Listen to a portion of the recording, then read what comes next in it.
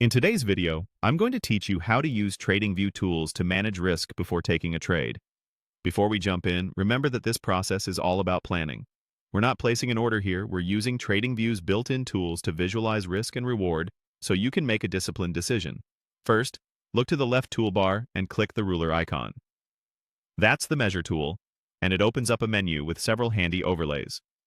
From there, scroll to the projection section. This is where Tradingview keeps the position tools we'll use to map out a trade idea before taking any action. Now choose the tool that matches your trade direction. Select long position if you're planning a buy trade, or short position if you expect price to move down. The long version will show a green area for potential profit above your entry and a red area for potential loss below, while the short version flips that. This visual is key for understanding your setup at a glance. Click once on the chart at the price where you plan to enter.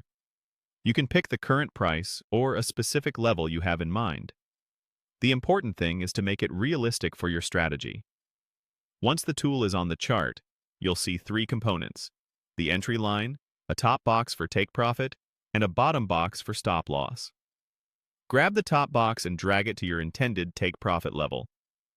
This should align with your analysis, perhaps a recent swing high, a key resistance, or a measured move. Then drag the bottom box to your stop loss level, ideally just beyond the point where your setup would be invalidated, like below support for a long or above resistance for a short. Keep your stop precise. It's your predefined maximum risk on the trade.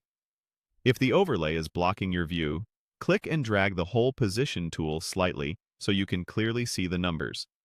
Tradingview will display the risk-to-reward ratio right on the tool, along with distance in points or percentage.